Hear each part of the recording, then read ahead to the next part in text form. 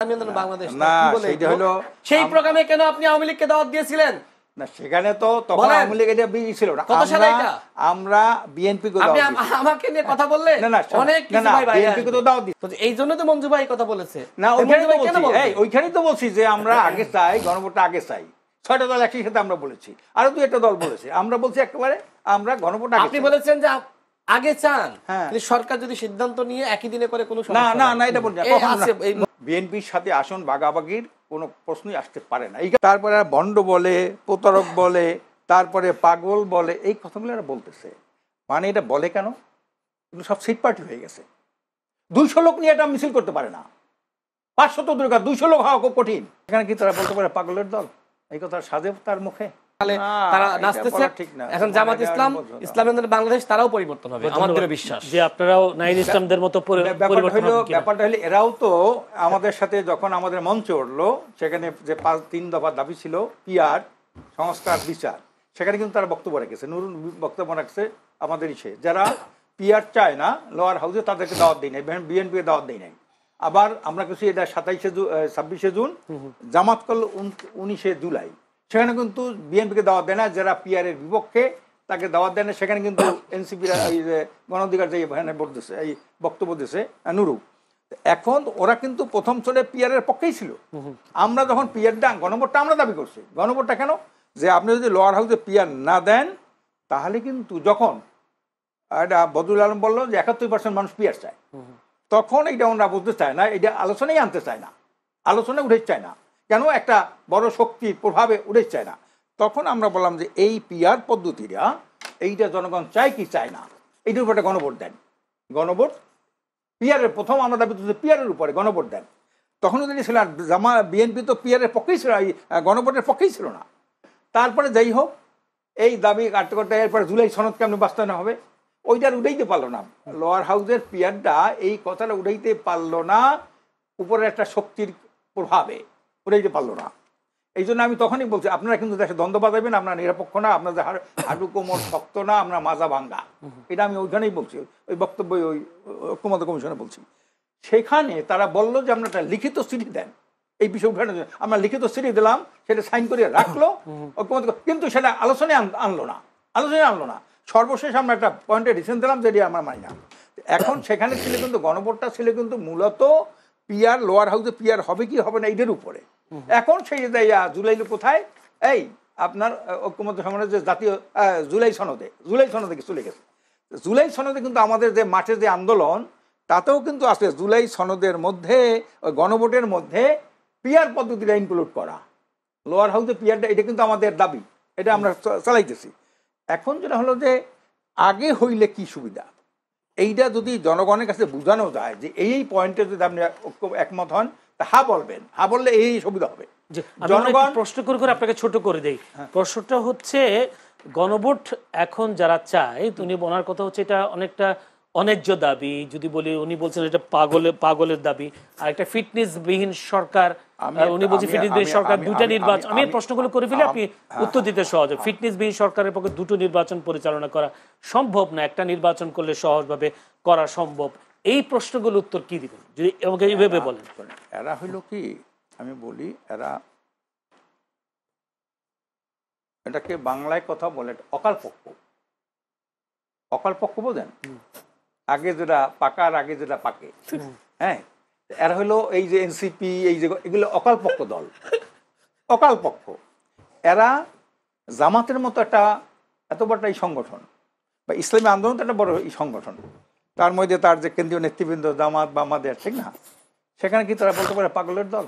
এই কথা সাজে তার মুখে, সেদিন ছেলে পেলে, হ্যাঁ, এই কথা তার মুখে। এরা পাগলের দল যারা আগে চায়, যুক্তি দিয়ে বুঝেছেন এই পয়েন্ট আমরা আগে চাই। এই যে পাগল, আরেকটা নাহিদ বললো কি, এটা প্রতারণা করে, এইটা যারা জুলাই সিগনেচার করেছে তারা নির্বাচনে প্রতারণা করছে। তারপরে ভণ্ড বলে, প্রতারক বলে, তারপরে পাগল বলে, এই কথাগুলো এরা বলতেছে। মানে এটা বলে কেন? সব সিট পার্টি হয়ে গেছে। 200 লোক নিয়ে এটা মিছিল করতে পারে না। 500 দরকার, 200 লোক হওয়া খুব কঠিন। এবং এতে কোনো জনগণের কোনো আছে কিনা সন্দেহ আছে। এই জন্য এক এক সময় একটা কথা বলে, এখন গেছে বিএনপি দিয়ে যদি 200টি আসন পায়, তাও তো নুরুরে যেভাবে নেস্তনাবুদ করে দিল তার আসনে, এদিক দিয়ে বলে দিল তোমরা নুরুর পক্ষে কাজ করো, অথচ এমনভাবে তাকে আটকাই রাখলো একেবারে অনেকটা ওই কি কয় বন্দির মতো, হ্যাঁ বন্দি হিসেবে রেখে দিল তাকে। পুলিশও কোনো কাজ করে না, তাকে উদ্ধারের জন্য এইভাবে করে না। পরে উপর থেকে সিগন্যাল যাওয়ার পরে হয়তো তাকে মুক্ত করেছে। আজকে যারা 2-1টা আসনের জন্য এই যে তাদের সাথে যোগাযোগ করে, আপনি মনে করেন এমনি ছাড়িয়ে দেবে? তারা যদি আসন ছাড়তে কয়, ওখানে বিদ্রোহী প্রার্থী আছে না? ওখানে যারা দীর্ঘদিন পর্যন্ত 5 বছর 7 বছর বিএনপি নেতা কর্মীকে পালছে, সেই লোক ওখানে আছে না? এখন এইটা দিয়ে দিল, কেন্দ্রীয় দিয়ে দিল যে রাশেদ পাইবে ওখানে নমিনেশন, কিন্তু তারা কি বসে থাকবে? কাজে এই জন্য এরা আম সালা দুইটাই হারাবে। আরেকটা প্রশ্নের উত্তর দিয়ে আমি রাশেদ খানের যাবো, সেটা হচ্ছে নাহিদ ইসলামরা এখন বলছেন আগে গণভোট নির্বাচনের দিন চেয়েছে, এখন তারা গণভোট আগে হলেও সমস্যা নেই, নির্বাচনের দিন হলেও সমস্যা নেই, এই পজিশনে চলে আসছে। কেউ কেউ মনে করছেন যে তাদের মধ্যে আসন ভাগাভাগি বা সমঝোতা হচ্ছে। আপনাদের মধ্যেও যদি বিএনপির সাথে আসন সমঝোতা হয়, আপনারা সেই দাবি থেকে সরে আসবেন? এটা তো প্রশ্নই আসে না। বিএনপির সাথে আসন ভাগাভাগির কোনো প্রশ্নই আসতে পারে না। এই কারণে আমরা তো আওয়ামী লীগ আমলে বিএনপির সাথে অনেক অনেক বৈঠক করছি, তো সেখানে বলছে সবাই যত দল আছে সবাই আসন চায়, আপনারা তো চান না। আমরা আসনে তো রাজনীতি করবো না। আপনাদের একটা নিশ্চয়তা দেওয়া লাগবে যে আপনারা আওয়ামী লীগ হবেন না, আপনাদের বুদ্ধে আবার আন্দোলন আমাদের নামতে হবে না, এইটা নিশ্চয়তা দেন। দুর্নীতি, সন্ত্রাস, চাঁদাবাজি, দখলবাজি এগুলো করবেন না, এইটা নিশ্চয়তা দিলে তারপরে আমাদের সাথে আমরা যুগপৎ ভাবে আন্দোলন করতে পারি। ধন্যবাদ রাশেদ খান, কিন্তু সিটের কোনো আলোচনা আপনার সাথে আমরা করবো না। ধন্যবাদ রাশেদ খান। এই প্রশ্নটা যদি বলি যে আপনারা যদি জোটেও যান, কিন্তু আপনাদের ট্রাক মার্কায় আপনাদের নির্বাচন করতে হবে, এটা তো অবশ্য সিদ্ধান্ত হয়ে গেছে। আপনি কি মনে করেন বিএনপির সাথে জোটে গেলে আপনারা ট্রাক মার্কায় জিততে পারবেন? একটা প্রশ্ন। দ্বিতীয় কথা হচ্ছে, যদি আমি আশরাফ আলী আকনের কথা বলি, আপনারা আম ছালা দুটোই হারাবেন, বিষয়টা কি বলবেন? তার সাথে টকশোতে আসলে আমার প্রচন্ড হাসি লাগে, মানে এত হাসি আমি আসলে আর কথা বলতে পারি না। আর কেন? না কেন? আপনার কথাগুলো আমার মজা লাগে। হ্যাঁ, মজাই তো লাগবে। আম ছালা দুটোই হারাবে এরা, আমি তো বলে দিলাম। আপনাকে সাক্ষী রেখে বললাম এরা আম ছাড়া দুইটাই হারাবে। যাও ইসলামে কিন্তু এই ধরনের ভবিষ্যৎবাণী করা যায় না, এটা ইসলাম এলাও করে না। ভবিষ্যৎবাণী এটা হইলো একটা আশঙ্কা। কেমনে হবে? এই নুরুল জাহান আটকাইলো, তোমার কি অবস্থা তোমার এলাকায় জানি তো আমি। নুরুল জাহান এইভাবে মারধর করলো, এই যাইতে পারে না এলাকায় বিএনপির কারণে। ওনার থেকে শুনে আসি, উনি ওনার এলাকায় ওনার অবস্থান কি? আমি বললাম পাগল ছাড়া কোনো সুস্থ মস্তিষ্কের মানুষ গণভোট আগে দাবি করতে পারে না, কারণ বাস্তবতা নাই। আর যিনি বাস্তবতা বোঝেন না, আমি বলবো সে পাগল, তাই না? সত্য তো, 3 মাসের ভিতরে 2টা নির্বাচন বাস্তবসম্মত। কেউ বলেছে? শুধুমাত্র চিপার উপর মানে গলা জোর দিয়ে বলবেন আগে আগে আগে, বলতে পারবে, কিন্তু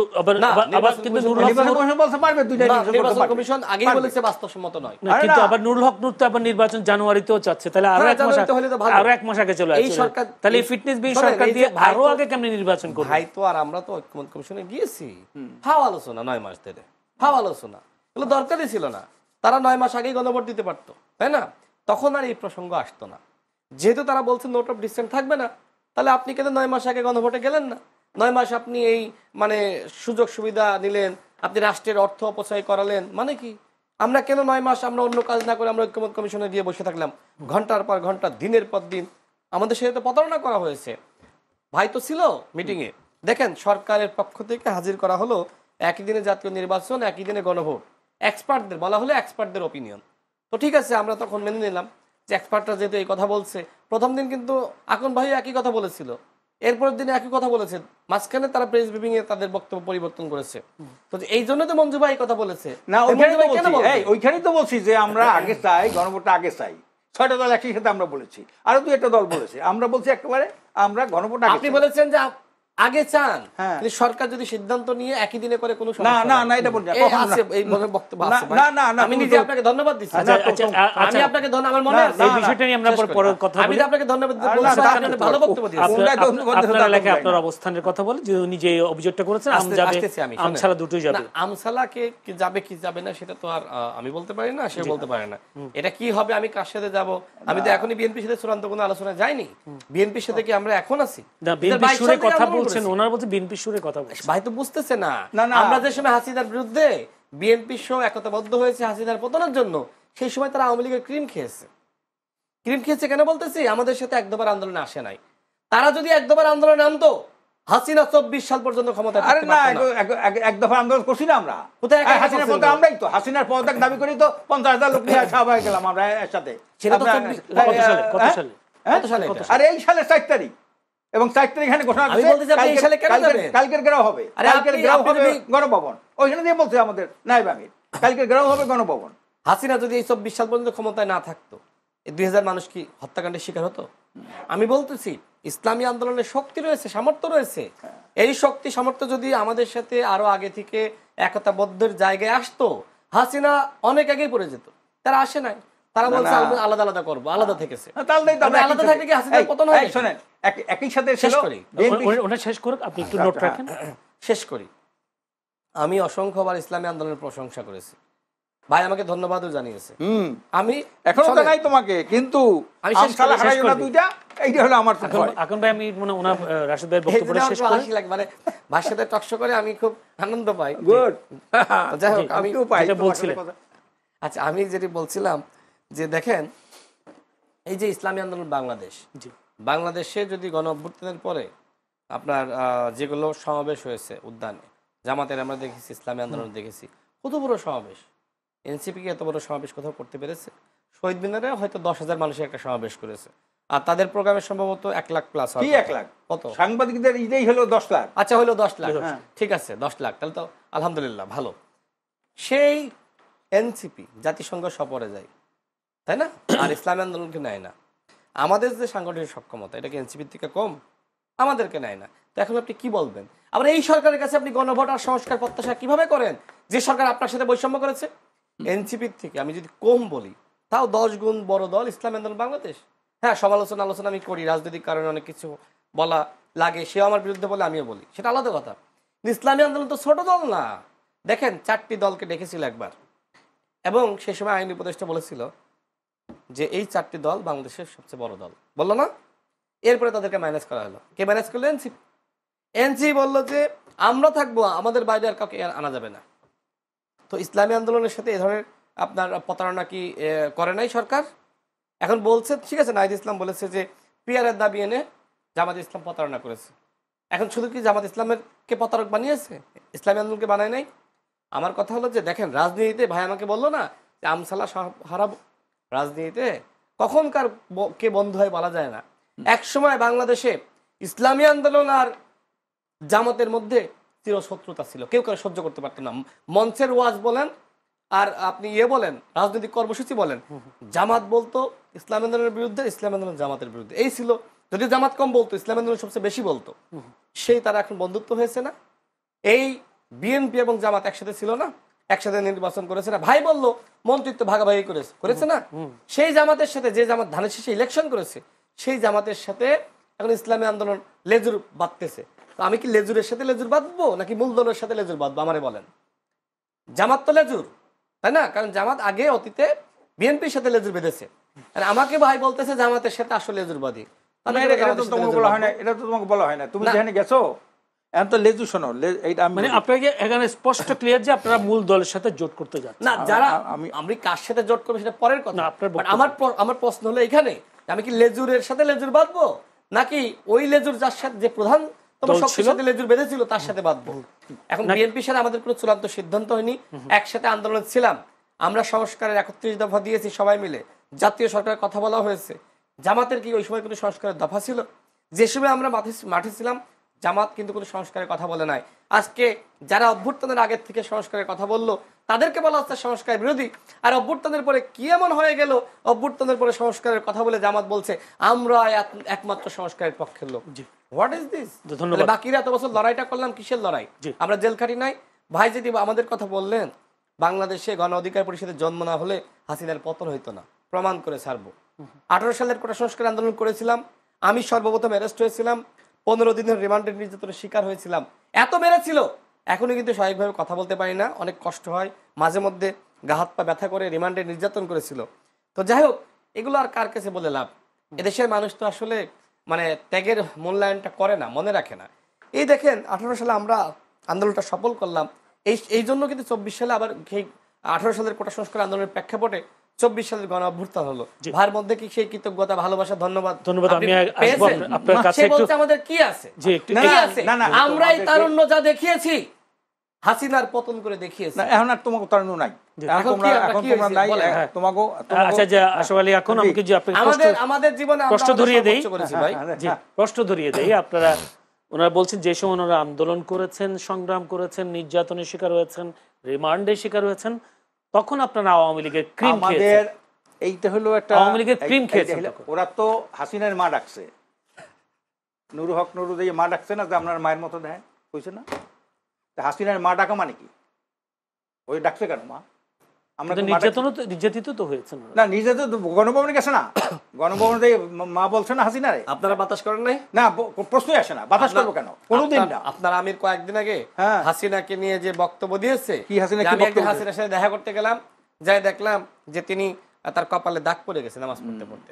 হাসিনার অনেক প্রশংসা করেছে। দেখা তো কোনোদিন জীবনে কেন। এখন ভাই আপনার কি মনে আছে, আপনার উদ্যানের সমাবেশে আমি গিয়েছিলাম, হাসান মাহমুদ এসেছিল, আমাকে বারবার আওয়ামী লীগের বিরুদ্ধে, হাসান মাহমুদ আর স্বৈরাচারের বিরুদ্ধে বক্তব্য দিতে নিষেধ করা হচ্ছিল বারবার পিছন থেকে, এবং বলা হচ্ছিল, আমির ওই দিন আমাকে বলে যে আপনার কারণে আজকে আমার সার্বজনীন প্রোগ্রামটা নষ্ট হয়ে যাচ্ছে, আপনি এই ধরনের আওয়ামী লীগের বিরুদ্ধে বক্তব্য দিয়েছেন যে কারণে হাসান মাহমুদ আজকে স্টেজে উঠতেছেন। আমি তো বিব্রত হয়ে গেলাম।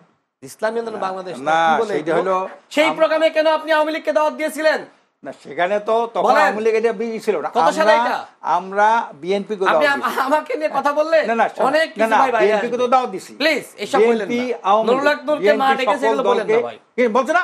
আর প্রতিকাইছে না, সে মা ডাকছে না, ভিতরে দেখে বলছ না আর মায়ের মতো। ওই সময় এটা প্রতিকাইছে। নুরুল আকবর কোন নেতা ছিল না ওই সময়। আরে না, ওই সময় সে যাই ছিল, কিন্তু ওই সময় সাধারণ শিক্ষার্থী ছিল, কোন নেতাও ছিল না, সাধারণ শিক্ষার্থী, সাধারণ শিক্ষার্থী হিসেবে তিনি কিন্তু ভিপি নির্বাচিত হয়েছিলেন, কোন পদে ছিলেন না। গণভবন ডাকছে না, গণভবনে গেছে। আমি যে কথাগুলো বললাম মিথ্যা বলেছি, এখন আপনারা তো হাসান মাহমুদকে ডেকেছেন। কিছু মিথ্যা বলেছো, সব সত্য বলো নাই, কিছু তোমার তথ্যে ঘাটতি আছে।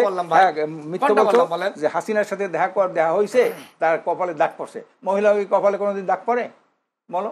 এটা দেখা আর তো আমার বক্তব্য হয়তো কিছুটা মিসকোড হইতে পারে, বাট বক্তব্য এই লাইনে ছিল, এটা তো কোনো প্রশ্নই আসে। যাই হোক, এই লাইনেরই ছিল না, যে অনেক প্রশংসা করল একটা বিএনপি আলারা, বিএনপির সাথে সময় নেই, বিএনপির সাথে অনেক বৈঠক করছে। বিএনপি যে ভাষায় কথা বলে, ওরা হলো ভারতের ভাষায় কথা বলে, এরা হলো আওয়ামী লীগের ভাষায় কথা বলে। ওরা আবার এই বিএনপি শুরু নতুন একটু কথা শিখছে আর কি। হ্যাঁ, যে আমরা বাতাস খাইছি, ক্রিম খাইছি, নাউজুবিল্লাহ মিন যালিক। আওয়ামী লীগের সাথে ক্রিম খাইলে আমাদের নায়েব আমিরকে বরিশাল যেভাবে মারধর করলো, আমাদের কেন্দ্রীয় সমাবেশের পর যে সমাবেশ হাসান মাহমুদকে নিয়েছিলেন, তারপরে আচ্ছা, এরপরে আমাদের কেন্দ্রীয় সভাপতিকে যে পা উপরে টানাইয়া যেভাবে রিমান্ডে নিয়ে অত্যাচার করলো, ছাত্র আন্দোলন কেন্দ্রীয় সভাপতি সেক্রেটারি সহ 100 ছাত্র, 400-500 লোকদেরকে আমরা গ্রেপ্তার করলো এই আওয়ামী লীগ। সেইখানে আর আমাদের তো আওয়ামী লীগ ওইরকম কোনো ফ্যাক্টর মনে করতো না যে এদেরকে যে এইভাবে করবো। বিএনপি জামাতকে ফ্যাক্টর মনে করতো, তারা ক্ষমতায় আসবে, আমরা যে ক্ষমতা আসবে তো মনে করতো না। এই জন্য আওয়ামী লীগ হয়তো আমাদের এইদিকে তাকাইয়া যে ওইভাবে ওর মতো মারমুখী কোনো অবস্থান নাই, কিন্তু মারমুখী অবস্থান তো নিয়েছে।